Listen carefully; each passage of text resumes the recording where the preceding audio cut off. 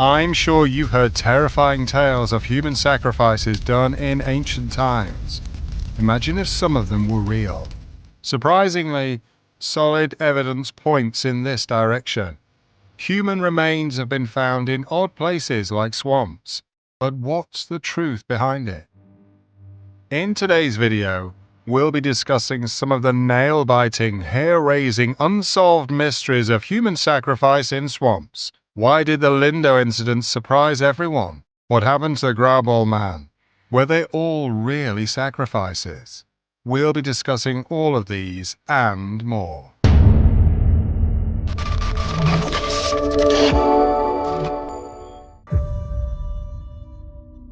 Who knew you could find well-preserved bodies in the oddest places? When you think about well-preserved bodies from thousands of years ago, one of the first things that comes to mind is the Egyptian mummies. The mummification process was an important part of the ancient Egyptian religion. They mummified their bodies using linen wrappings and embalming oil. Finding perfectly preserved mummies anywhere else is rare, but it has happened. It turns out swamps and bogs preserve bodies just as well. These bodies may have been confused for recent deaths, with one even leading to a confession for a 20-year-old murder.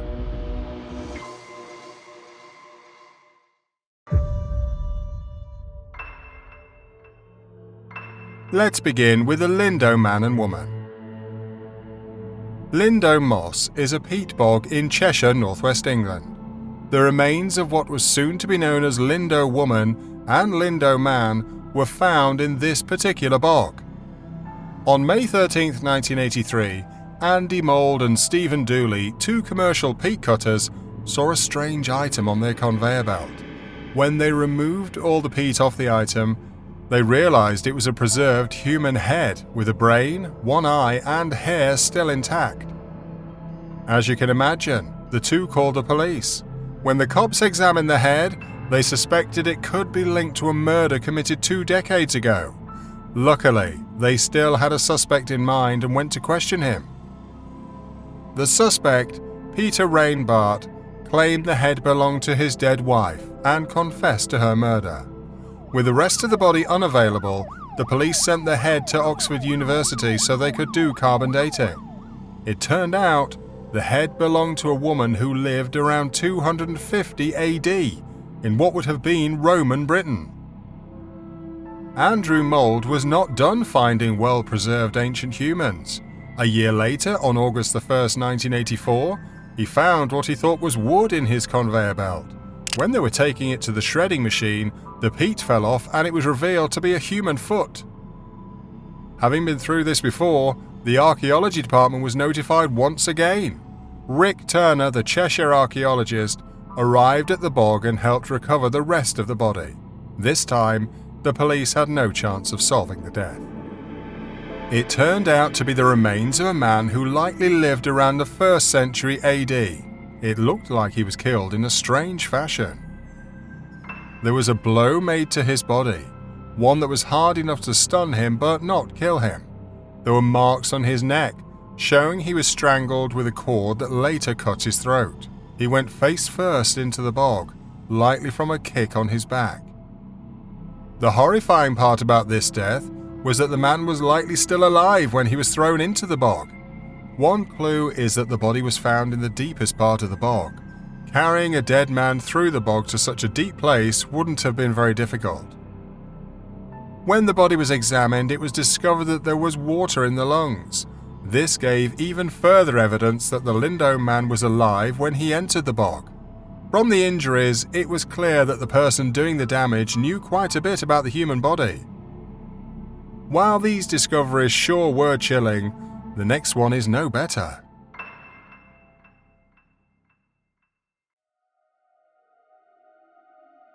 The mysterious case of the Grauboll man. England is not the only place where well-preserved bodies have been found in bogs. In 1952, a bog body was discovered in Jutland, Denmark. Carbon dating revealed it to be a man who was likely alive around the 3rd century BC.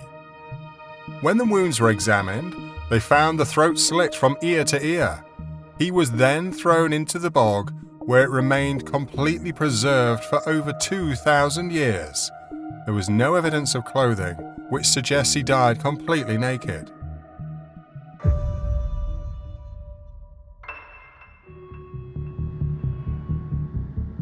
The Tollund man has also left many people confused. The Graubaul man wasn't the only well-preserved body found in a Denmark bog. On May 8, 1950, Viggo and Emil Højgaard found the corpse in a bog in Silkeborg, Denmark. The body was so well preserved, the pair thought it belonged to the victim of a recent murder. The man was arranged in the fetal position and was about 200 feet away from firm ground. He had a noose around his neck and going down his back. He was wearing a belt made of smooth hide with a skull cap made from sheepskin and wool. When the Tollund man was carbon dated, it was found he was alive around 405 to 380 BC. He was around 40 years old at the time of his death.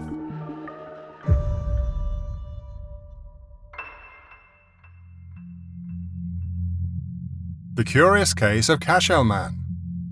A bog body was also found near Cashel in County Laos, Ireland, shocking the entire country. It's the oldest fleshed bog body in the world. Jason Phelan discovered the body in 2011. It's believed to be of a man aged 20 to 25 years old. The odd thing is that it seems his body was intentionally covered with peat after his death. Carbon dating says the man died somewhere around 2000 BC. This makes him one of the oldest bog bodies in Europe. But the biggest question is, are they human sacrifices? Burying bodies was not normal during the times these humans died. The way the bodies have been found suggests they were part of human sacrifices. The Tollund man had a noose around his neck, but his face looked calm. His eyes were gently closed, with his lips appearing as if they were saying a prayer. In the case of the Lindow man, the various injuries to the body suggest they were done by someone who knew how to keep a person alive. The knock on the skull was only hard enough to stun and not kill. There have also been theories that these deaths were punishment for crimes or robberies that did not go as planned. But putting together all the evidence, human sacrifice seems to be the most plausible. These people were likely killed and sent into the bog as an offering to the gods. Even the last meal they ate before their death suggests it was bland.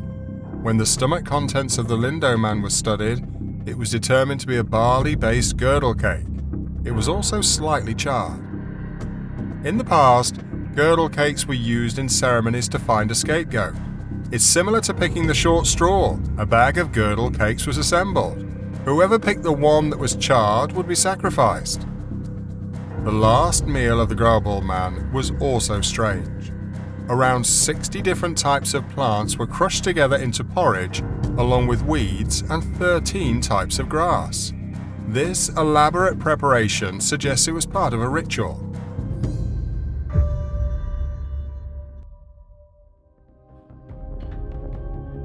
Wondering how bogs preserve bodies?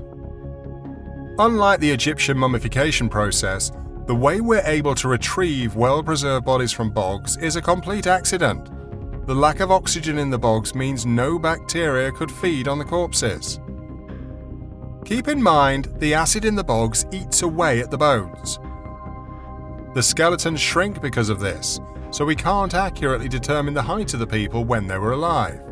The acids also destroy DNA, so it's impossible to do any genetic studies on these bodies. But luckily, there's enough information to be extracted from soft tissue. This is how we find out what their last meals were.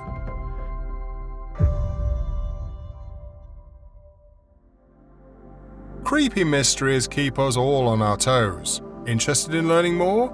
Let's keep your curiosity going with a couple more videos, shall we? Here's what you need to know. Check out the creepiest images found on Google Earth. You can also learn about the woman who spent 24 years in her own father's prison. Go ahead, click one, or better yet, watch both, and learn more about the mysteries of the world. Have you ever seen a well-preserved body? Let us know in the comments below.